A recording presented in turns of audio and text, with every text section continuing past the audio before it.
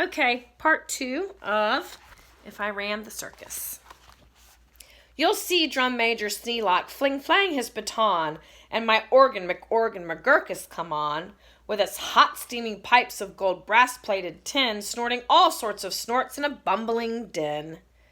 That is super stupendous, stupendous, stu-rorous. And when I play Dixie, please join in the chorus.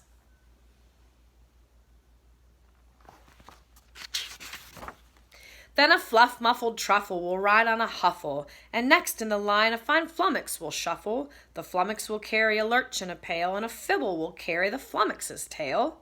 While on top of the flummox 3 harp-twanging snarp will twang mighty twangs on their 3-snarper harp. While a bolster blows bloops on a 3-nozzled blueser, and Nulster blows floops on a 1-nozzled newser. And then comes a lion who's partly a trout, then more stuff, for 45 minutes about.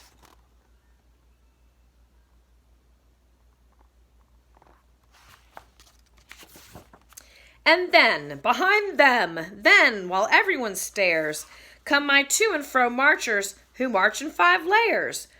The froes march on 2s, and the 2s march on froes. Don't know how they do it, but that's how it goes. Kind of marching on top of each other's heads. And now comes an act of enormous. No performers perform this performance. The stunt is too grippingly, slipping, frightening. Down from the top of my tent like greased lightning, through pots full of lots of big sticklebush trees, slides a man, what a man! On his roller skate skis. And he'll steer without fear, and you'll know at a glance. That's Sneelock, the man who takes chance after chance. And he won't even rip a small hole in his pants.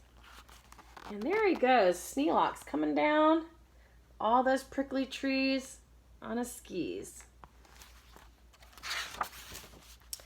And now here in this cage, it's a beast most ferocious, who's known far and wide as the Spotted Atrocious, who growls, howls, and yowls the most blood-curdling sounds, and each tooth in his mouth weighs at least 60 pounds.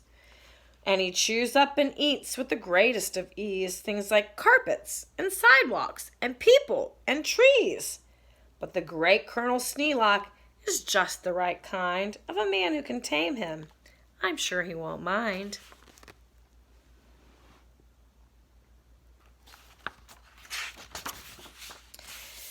Then I'll let Sneelock off for a few minutes' rest, while high over your heads you will see the best of the world's finest, fanciest breezing, trapezing, my Zoom-a-Zoop troop from the West Upper Bendizing. Ooh, that was hard to say.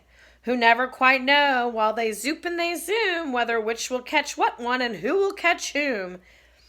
Or if who will catch which by what and just where, or just when and just how and which part of the air. Oh, look at all of them, flipping and flying around.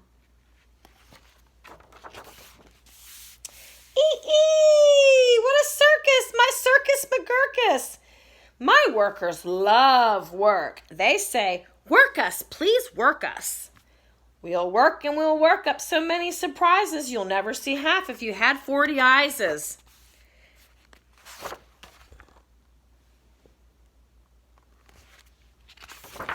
And now, again, Sneelock, brave Sneelock is back, risking life on my patented risking track, while the speedsters I call my colliding collusions race round in swift cars called abrasion contusions. And Sneelock just lies there, not one bit excited. I know he won't mind. He'll be simply delighted.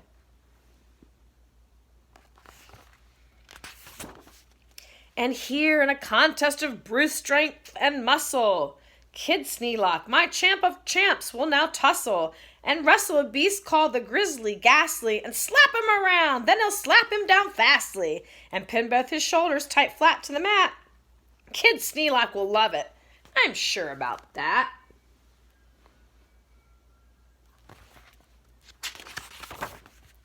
And while that goes on there, look at this going on here. Have you heard of my herd of through horns jumping deer? Every deer jumps through horns of another pell-mell, while his horns are jumped through all the same time as well, by a deer whose horns also are being jumped through by another who's having his horns jumped through too, which I'm sure Trainer Sneelock can train them to do.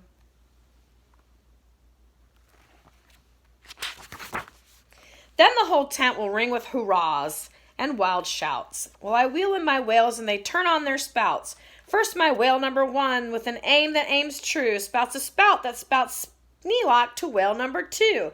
And then whale number 2 spouts a spout like a gun, and that spout spouts old Sneelock right back to whale 1. And then forwards and backwards on spout after spout, my great spout rider Sneelock gets spouted about, just as long as the water they're spouting holds out.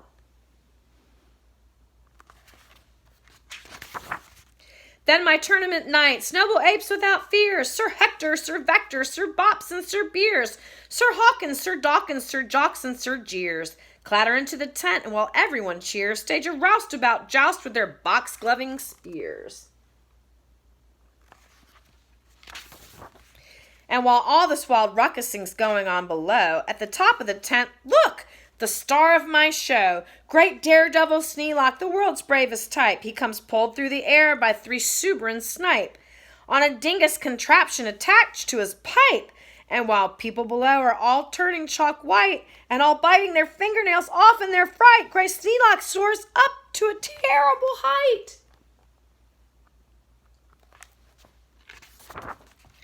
Then he shakes himself loose. He starts down in a dive, such as no man on earth could come out of alive. But he smiles as he falls, and no fear does he feel. His nerves are like iron, his muscles like steel. And he plunges down, with his hair still come neat, 4,692 feet. Then he'll land in a fishbowl. He'll manage just fine. Don't ask how he'll manage. That's his job, not mine.